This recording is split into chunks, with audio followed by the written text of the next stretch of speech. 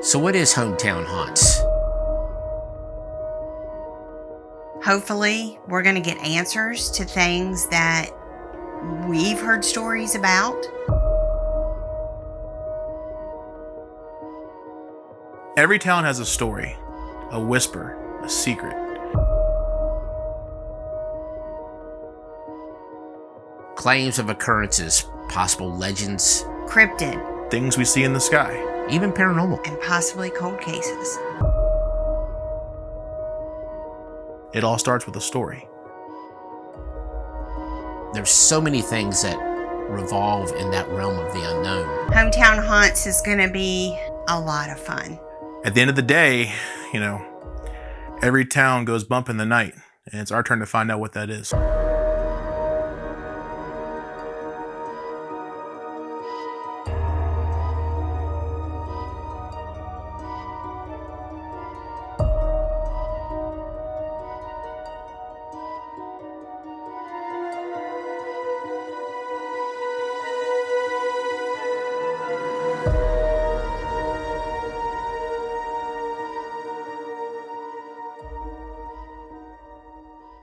So on this episode of Hometown Haunts, who would have ever thought that when we do our first case for UFOs, we'd be right here in our own backyard?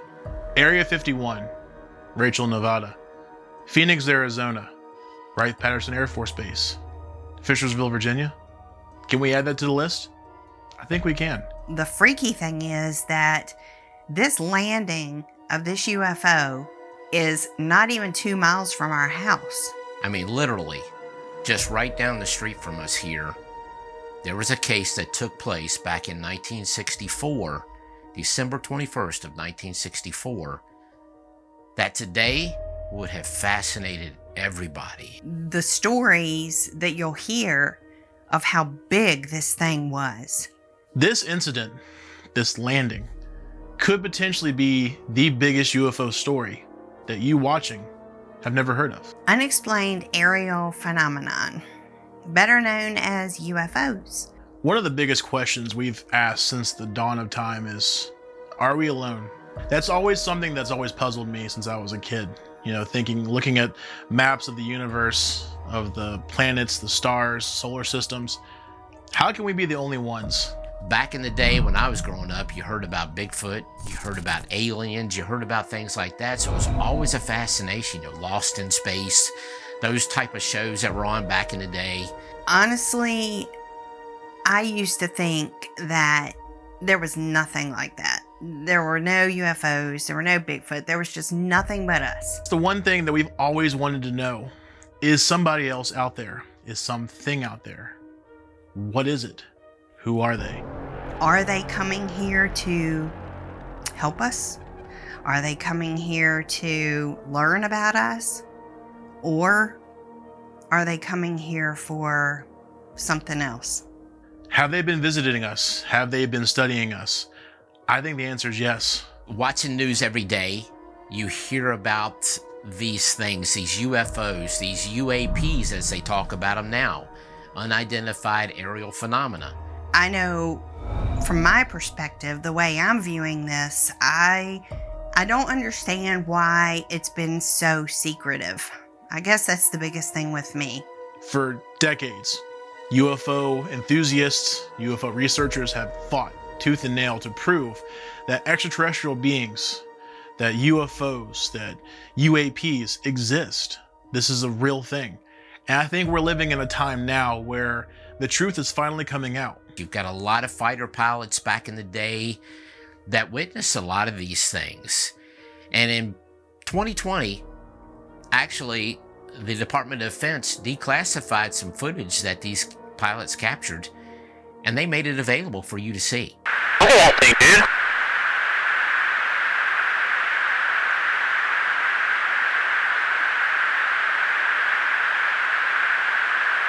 That's not our LNS though, is it? It's not. That is the LNS, dude. Well, if there's like... Look at that thing! It's rotating. Nickel 6-1 Tango Logic, over. Oh, got it! Woohoo! Roger, there's troubleshooting. As soon as I get Did you box moving target? No, I took an auto track. Oh, okay. Oh my gosh, dude. Wow, look at it fly. They're holding committee meetings today, talking about the same things that we heard about that happened so many years ago. I feel that it needs to be to where everyone can express their feelings of this, not so secretive, not so much of a cover-up as it was with Project Blue Book. There's a lot to be learned from this. The different, the Roswells, the Area 51s, but you never hear talk about Fishersville, Virginia. You never hear anybody talk about the landing of a 125-foot wide, 90-foot tall object in the fields of Fishersville, Virginia. And to think for just a second that something so phenomenal, something so mysterious occurred within a stone's throw of where I'm currently sitting. It's amazing, isn't it? I do believe it's time, to discuss and study at depths about this, the unexplained aerial phenomena. This whole topic is really crazy. It's strange. I'm a believer now in UFOs and UAPs if you want to. I want to be able to know more about what's going on. Now, we've all seen the movies. We've all seen the comic books, all that stuff about the landing of UFOs. But to think that one occurred right here in our town. Are they here to study us? Are they here to harvest us? Are they here to take over the planet? Me and my husband own a small sign shop in the Texas Panhandle. We do all kinds of signs and banners and decals and a lot of different stuff. We really enjoy being able to help people when they're starting up their own business. It is rewarding to be able to help them find the best possible way to hang a sign or represent their business. We like to give back to our community by helping with the school booster clubs and the churches and helping make sure they can afford the signs that they need. We just want to be able to provide signs and decals that help people represent who they are and what they stand for.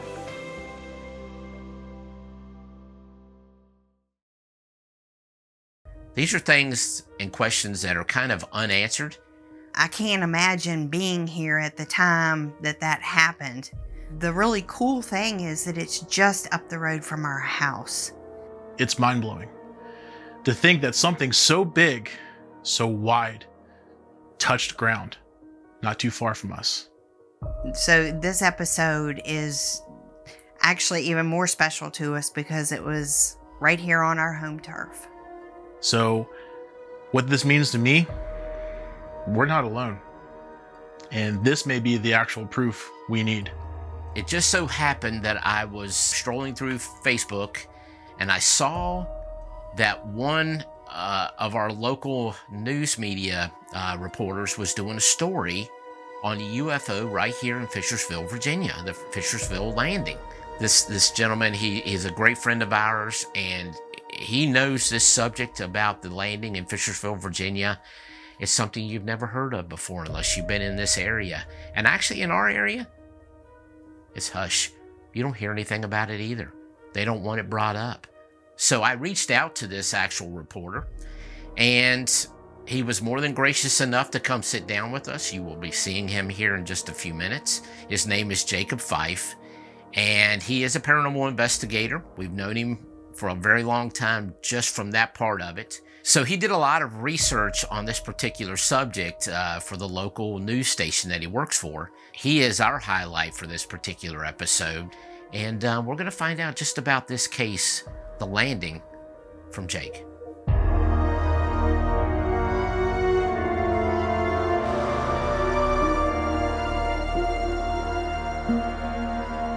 My name is Jacob Fife, and I am a paranormal investigator. I've been in the field for about 13 years now, specializing in mainly hauntings, UFO sightings, and sometimes cryptids. I'm also a reporter at the local TV station. And on the night of March 3rd, 2023, we received over 20 phone calls to the newsroom phone regarding strange lights in the sky. After fielding these calls, I kind of decided to dive, into the history of UFO sightings in our region to find out, is there actually anything strange going on in our location's history?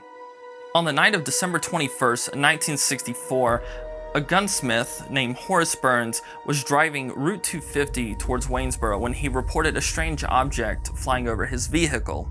After sighting the craft initially, he reported that his vehicle started acting funny. So we watched it as it went across the road, into the field, and landed. So Burns eventually got out of the vehicle and decided to investigate the craft. He described a strange beehive type object over 90 feet high with strange ridges roughly every 5 to 6 feet. He said the object made no noise, had a strange aura about it from everything that I've read, and after what he said felt like a few minutes, probably more like 20 to 30 seconds, he said the vehicle made a whooshing sound, lifted into the air, and went off in a northward direction. So after this happened, he went back to his vehicle, didn't have any issues. Everything was perfectly fine, and strangely enough, he said the vehicle was in park, which he didn't remember putting it into park. So he went home, told his wife about the encounter, and she told him, you should report it to the local TV, newspaper, and radio stations, which he really didn't want to because he thought it might compromise his credibility in the area, especially as a small business owner. So he sat on the sighting for a little while, and then finally his wife convinced him to report it to the local TV and radio station. So that would be WSVF reported it. They were the very first ones to actually launch it on their 6 o'clock newscast, December 28th, about a week later, 1964. After this, he would do an interview for WSVF radio station, and he would end up communicating with Dr. Guyman of the Eastern Mennonite University UFO Club. Eventually, the two men went out to the alleged landing site where they noted higher radiation levels than the surrounding area. After a certain amount of time, we don't know exactly when, they sent a sighting report to Project Blue Book, which was a top secret US government investigation series into alleged UFO sightings and whether or not they were a national threat. Now, being based out of Wright-Patterson Air Force Base, they would have had access to all the latest schematics of all the latest craft the military had at the time. So, as they were reviewing the Burns sighting, they picked up a few other sightings from the Charlottesville Observatory. So, they thought it was interesting enough to send one of their top investigators, Sergeant David Moody, who had been involved with the program for a few years and had investigated on some of the top cases from about 1960 until 64 at that time.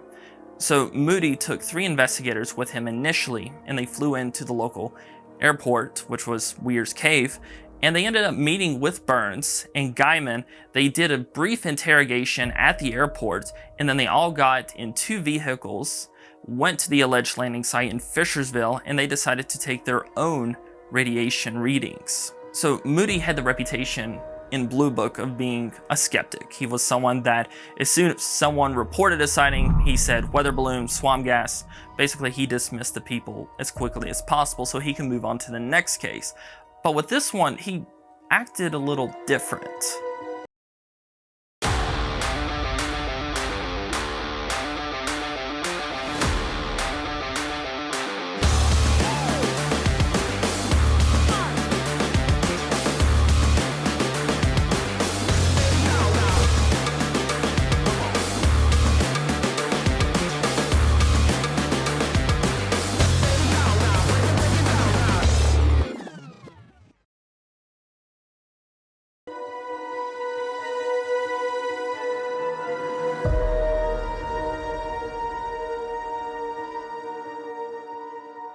While Moody's doing his investigation, local reporters are catching wind of the investigation, as well as not just Burns sighting, but other sightings that are happening in the area. While they were actually investigating, a reporter did show up and asked Moody a few questions, what's happening, why is the US government involved, what have you found so far, as where Moody was somewhat dismissive, but was basically giving them the answers along the lines of, We're just here to verify that this wasn't a landing, that there is a logical explanation, and they just left it at that. So at this point in time, you have reporters from basically 2 counties scrambling, trying to get as many UFO stories as possible. So these reporters decided to track down the Blue Book investigators and kind of tail them, which for Blue Book was very different. They tried to keep their investigations as quick as possible, as quiet as possible, and typically they didn't talk to reporters. That would have been the job for someone like Dr. Allen Hynek. After they give their initial report, he would have submitted a final report, and then if they needed a television presence, it would have been at Dr. Hynek, which is very interesting that he was not involved in this case at all, even though he was the main person involved with deciding whether or not it was an unknown or a known craft.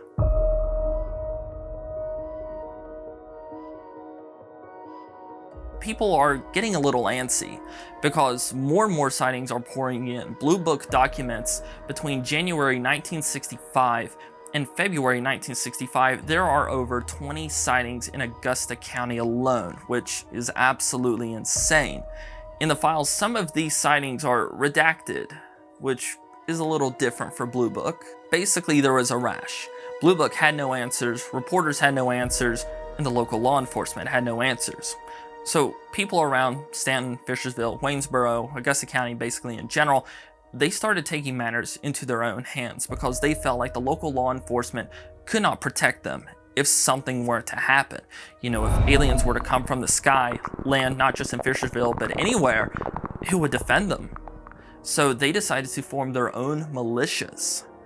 And there were outposts in Waynesboro, Verona, Fishersville, Stanton, and even all the way in Storch Draft, where people would do these rounds armed in trucks and in cars looking for UFOs and for aliens, and basically shooting at anything that they thought was, quote, unidentified.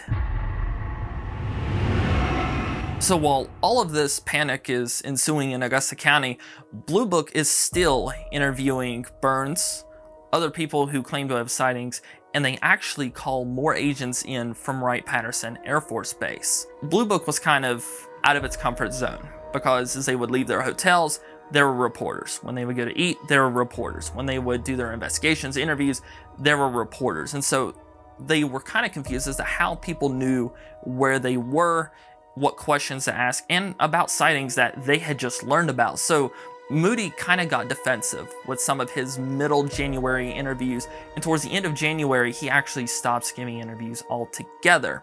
The last thing he tells reporters before his final report is that there is something going on. This is like nothing we've ever seen before.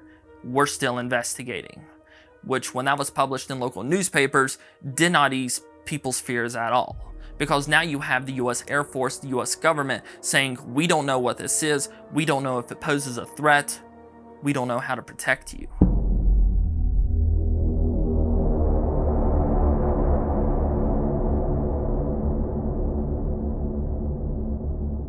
So at this point, the sightings are starting to spread north towards Rockingham and Shenandoah and Page counties, not to the extent of Augusta County, but they're starting to creep up. And so you actually have the Virginia State Police get involved. They were requested by the Stanton Police Department sheriff to come in. And then you even had the FBI on standby, just in case something were to happen. Now, WSVF radio station, anytime they got a new report, no matter if it was a big UFO sighting, small UFO sighting, they ran with it. It was their top headliner. So basically, they were stirring the pot a little bit. And whenever sightings kind of lulled a little bit, they would have Dr. Guyman back on. And one of the times when the lulls happened towards the end of January, he gave an interview where he said that all of these sightings in a concentrated area was a sign of the apocalypse. And that the landings were focused on Augusta County because it was the chosen ground for the second coming and for the apocalypse itself, and that people need to flock to churches.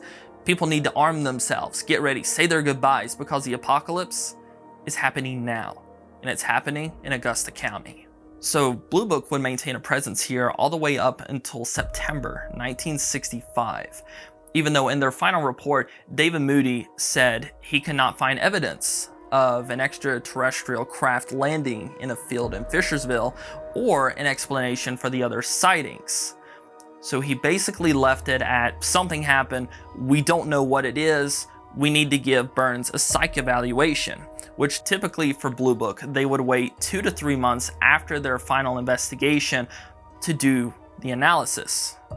An analysis was never done on Burns, and there's no reason given, and there's no further mentioning of the Fishersville case in the Blue Book files. Even though the Blue Book investigators left in February of '65, they would still maintain a presence here up until September of the same year, but the sightings, they didn't slow down until May of '65. Eventually, it became commonplace for a UFO sighting to be in the local newspaper, a radio report, even on the TV station.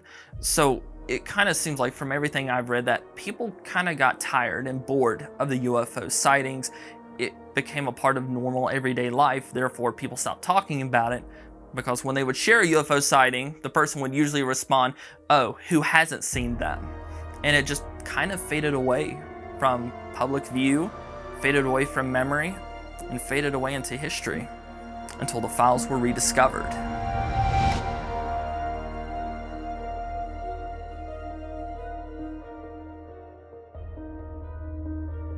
Okay, so I have a question for you right now.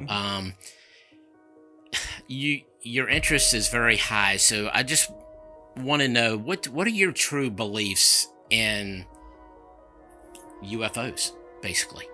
I know they exist. I've seen plenty in my life. I've talked to people who are 100% certain that they saw something strange in the sky, so I believe they're out there. So with the incredible story you've just told us, with all of the experiences, the potential, encounters, the landing, why is this case not received the national attention that other cases that have had less experiences have received? It seems like something like this, with Blue Book keeping it hush-hush and redacting statements, would have received a lot more national press. I think the reason this case has been hushed up, I don't think it's unintentional. Personally, I think it's intentional. I think that everything was kept redacted and not published because they didn't want this getting out, because it did make the investigators look weak. It made this wing of the US Air Force look weak. And the fact that the local police departments, state law enforcement, could not ensure the public that they could protect them, I think it was almost like a black eye on everybody.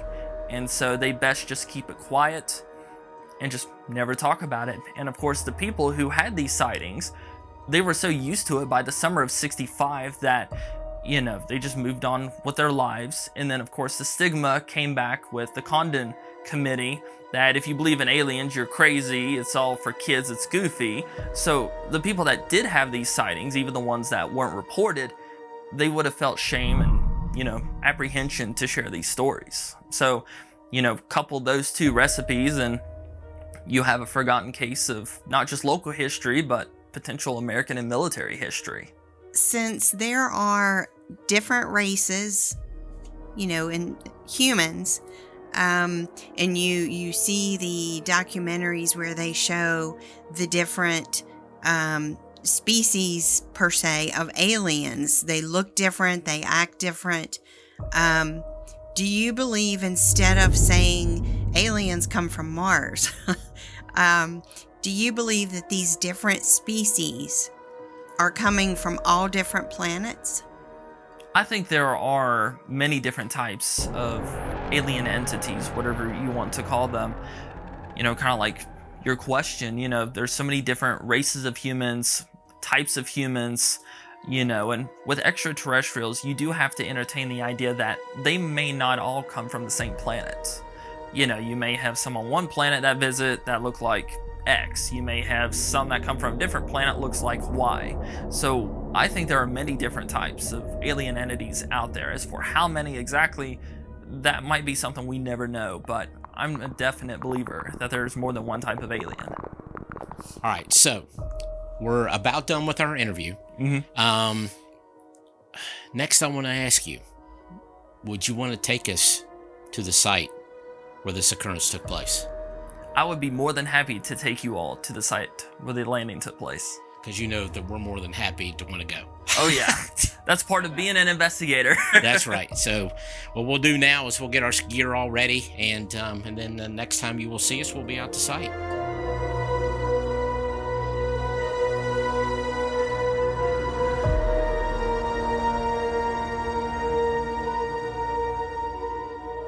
Okay, so we made it to supposedly the official landing site here in Fishersville, Virginia. I've got my buddy Jake over here. And what we're going to do is kind of let him show us some of the spots here, possibly where this landing took place. So right now we are near the alleged landing site where Horace Burns claimed to have seen a beehive UFO land about 100 yards off the main road on December 21st, 1964, just past 5 p.m. Now, it's really tough to tell exactly where it landed, but this is the approximate area where it would have been. Let's take a walk. Yeah. Let's kind of walk back over this way, guys. We're doing it. We're Talking doing UFO it. stuff. Yeah. Woo! I'd love to see one about right now. Isn't that right, buddy? Take me to your leader.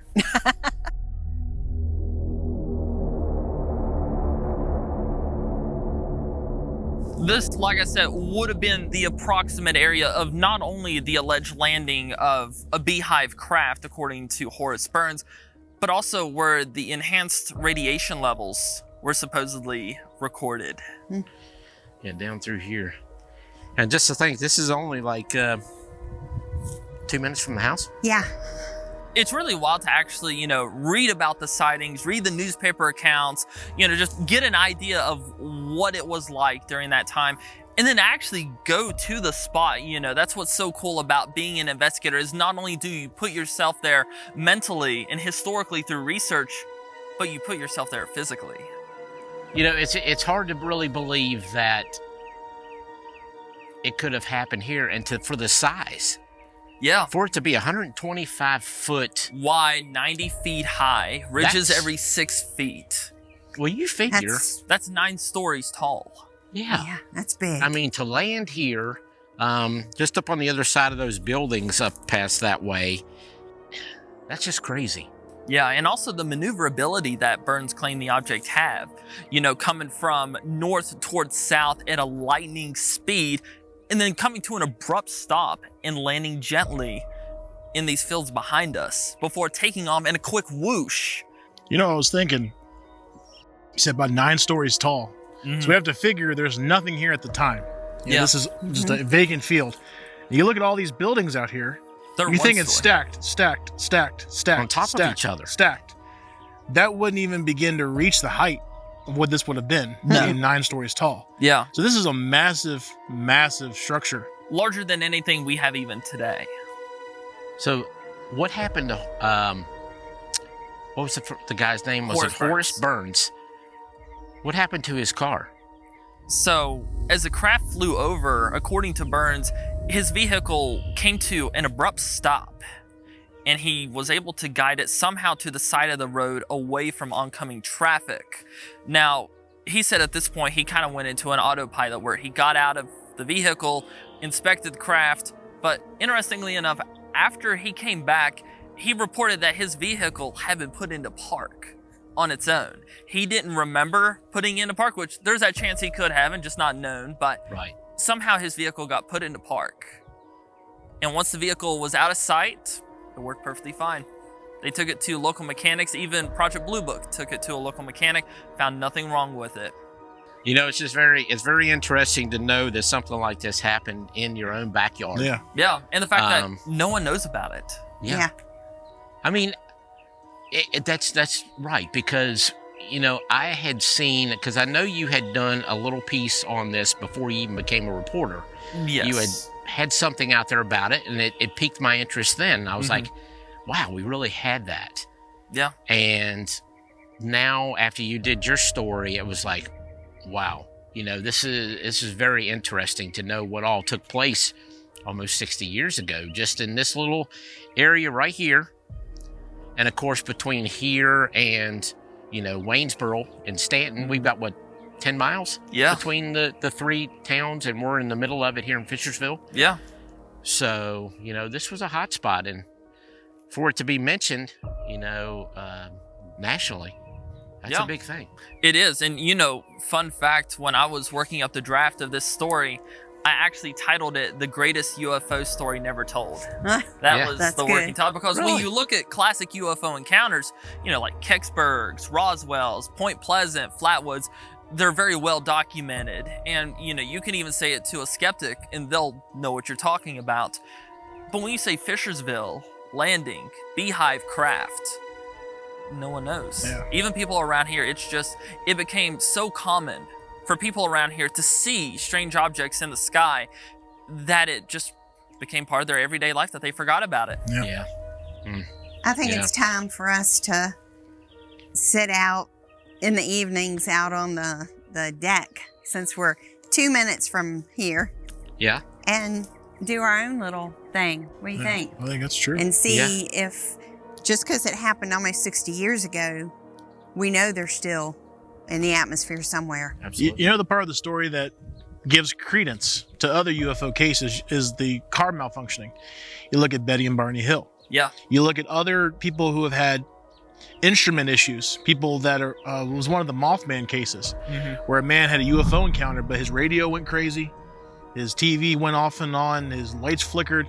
So you have all of this interference. So that kind of leads credence to other cases that have had the same problems. Right. Yeah. So there's a connection there. Yeah.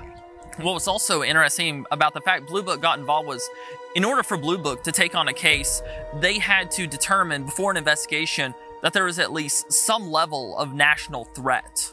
So not only did they send their initial team, but they felt the need to send a follow-up team and additional agents. So was there a national threat here in Augusta County that we still don't know about? Could this be the largest UFO landing in history? Yeah. That, you know, I mean, the Roswell object, you know, correct me if I'm wrong, I don't think that was 125 feet wide, I 90 doubt feet it. high. No, I mean, that's a large craft. Yeah. I mean, to me, when I think of UFOs, you just look up in the sky, you think it's something real little. Yeah. But of course, most of the time, a lot of these occurrences are taking place way up in the sky, Right. so it does appear. So they're little. probably huge. Not very many landings. It's unique. It's something Just- that should be celebrated and investigated properly. Right. And then, Brands Flats, which was part of your 67, probably 65 to the 67 archery story. range just down the road here. That's not even 2 miles away from here. Yeah. They were actually on the ground. Again, and step foot on the ground, three Three- beings. 3 beings, yes. Yeah. So what was it about this 2 mile radius that was interestingly enough and also conducive enough to do a landing for these Right. objects? Yeah. One thing that I did see was something mentioning caves. And we know we have vast cave systems up and down the Shenandoah Valley. Well, look at the Brown Mountain lights in North Carolina. You know, the lights aren't the only thing interesting about that. People report seeing strange creatures coming in and out of the caves and also hearing strange noises. So that could be another example of that. Yep, absolutely. Well, and maybe they're not necessarily studying, or there's a reason why they're landing and getting out. I mean, are they studying us? Right. It's not so much that they're tied to the land maybe, or that they're have this thing with the land, but they're watching and studying us. Right. Just Yeah. a thought. It just so happened to be this must have been a very unique spot for them to Yeah. want to come and land here. Maybe Now, there's of course, untapped resources Right. we don't know about. we Yeah. know Exactly. that we know back then a lot of this is just recently built up over the last 10 plus years, 10, 15 years.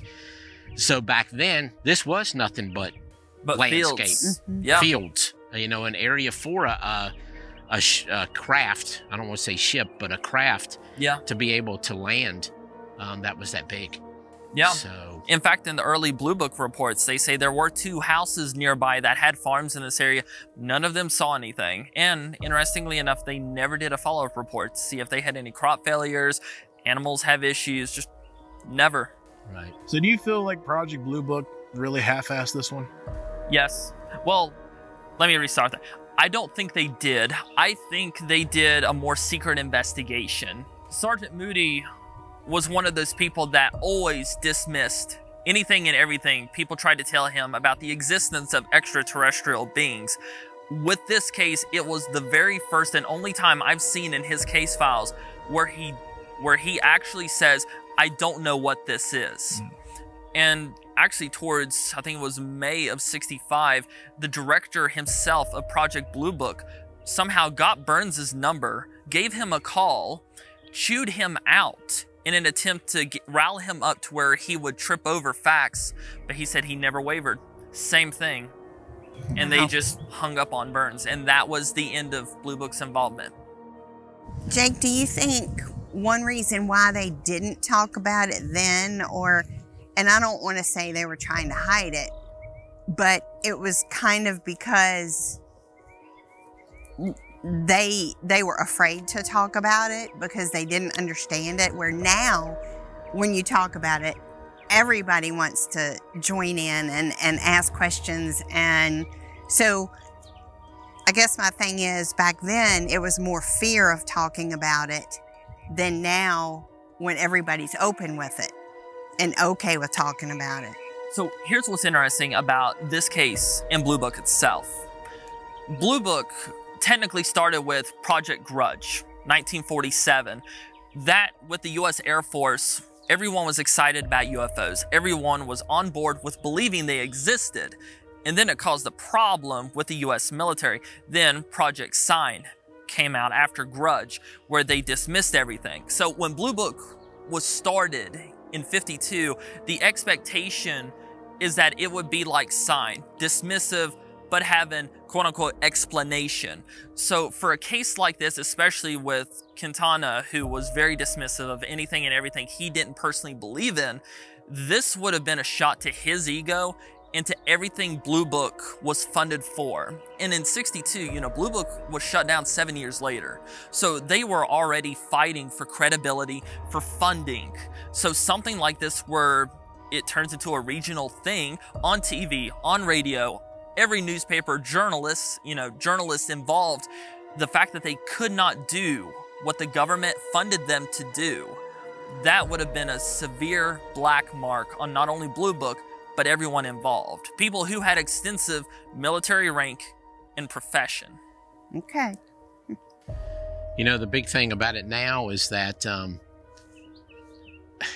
it's like over the last year or 2 years now, you're seeing the Defense Department starting to bring these occurrences out more. Yeah. They're starting to hold committee meetings on this, chair meetings, stuff about UFOs. And it makes you really think if, all these things that people talk about, like, Area 51, all that stuff, what's there? Yeah. Is there real signs of extraterrestrial life? And why is the government telling us now? Why? Yeah. Are they aware of something that we're not aware of? Is there communications going on that we're not aware of? Yeah. And now they're trying to prep us for something. Yeah. So that's kind of my thought. But, when they're starting to put out leaked, declassified footage of occurrences. Echo 6-1, Tango, Project, over. Oh, got it! Woohoo! Roger. They must believe in something. Yeah. They're trying to normalize it before something bigger happens. Right. Yeah. So.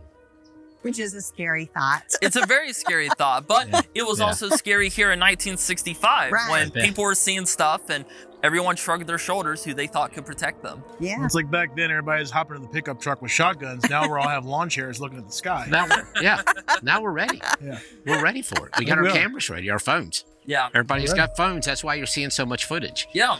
And, in my opinion, that's also what makes not only the Fishersville landing, but the case in general even more interesting, because not only are you dealing with the unknown, you're dealing with the military, government classified files. You're also dealing with not only national politics, international politics with the Cold War. Right. There was so much charged in this situation.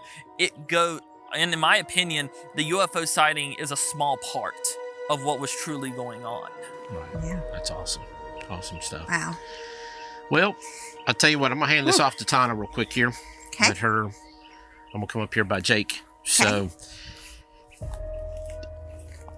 it was a real honor to be able to work with you finally. We've known you. I have known you for gosh, probably since we got into this. It's about 10 Paranormal, years. 10, 11 10, 11 plus years. years. Yeah. Even before we met you, you would come on podcasts that we would be talking on or stuff like that and putting all your information. This dude is real. This dude knows his stuff. He's, does the paranormal, he does UFO, he does all kinds of things. So it's an honor to be able to work with you. And congratulations on your piece that you did. It's very professional, very good. Thank you. That's why we reached out to you, because we knew you knew about this story and we wanted to talk with you about it. So it's an honor. Well, I really appreciate that. That means everything to me. And it's been an honor to work with you all as well, not just on this project, which means a lot to me. This is a story that needs to be told. And I'm very happy that you all are telling the story. Yeah, definitely. And I mean, it fits right along with what what Hometown Haunts is all about. Yeah. Paranormal, cryptid, UFO, cold cases, urban legends. Yeah. It fits right in the category. And I'm glad we did it. Now, normally we do investigative stuff, but this is just one that you talk about. Yeah.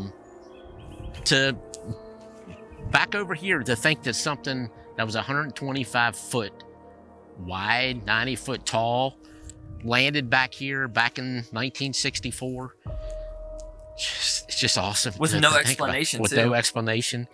And to think that we only live 2 minutes away. So... But Jake, once again, buddy, thank you so much. We appreciate you taking the time with us.